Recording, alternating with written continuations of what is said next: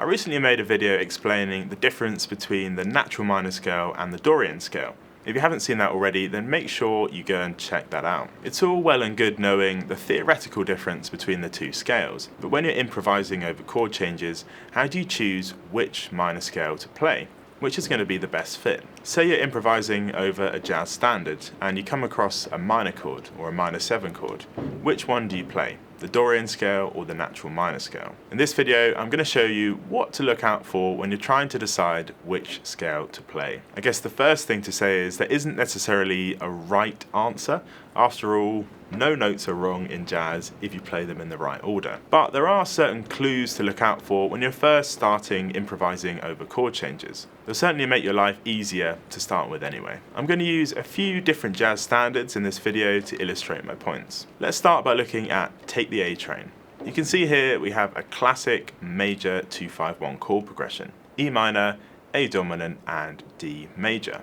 And this is probably the most common chord progression that you'll see in jazz music. You'll find major 2-5-1s in hundreds of different jazz standards. So over this E minor chord, which scale do we use? The E Dorian or the E natural minor? There's essentially one note different between the two scales.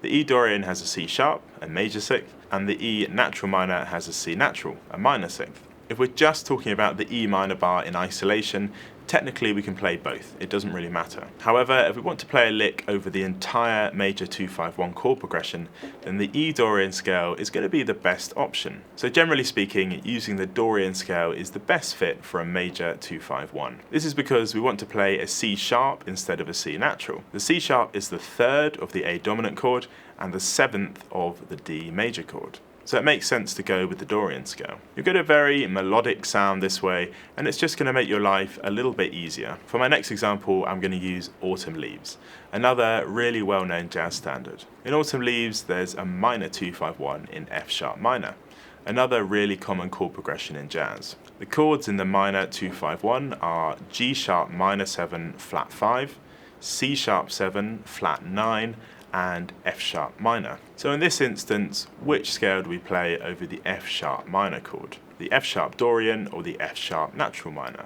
If we're just talking about the F sharp minor chord in isolation, again, it doesn't matter. But if we want to play a lick over the entire chord progression, then that changes things. Generally speaking, over a minor 2-5-1 chord progression, we want to play the natural minor scale. The F sharp minor Dorian scale contains a D sharp, and the natural minor scale contains a D natural. We want to play a D natural because D natural is the flat 5 of the G sharp minor 7 flat 5 chord, and D natural is also the flat 9 of the C sharp 7 flat 9 chord. This means we can play the F sharp natural minor scale over all three chords. So again, if you're new to improvising over chord changes, it's just going to make things a little bit easier for you. For the third example, we're going to look at Blue Train. This time, instead of analysing the chords, we're going to look at the melody for clues. What we're looking out for is whether the melody uses the major sixth or the minor sixth. If it uses the major sixth, then we'll play the Dorian scale, and if it uses the minor sixth, then we'll play the natural minor scale. In this bar, there's a G minor 7 chord followed by a C dominant chord. We can see in the melody line here that there's an E natural.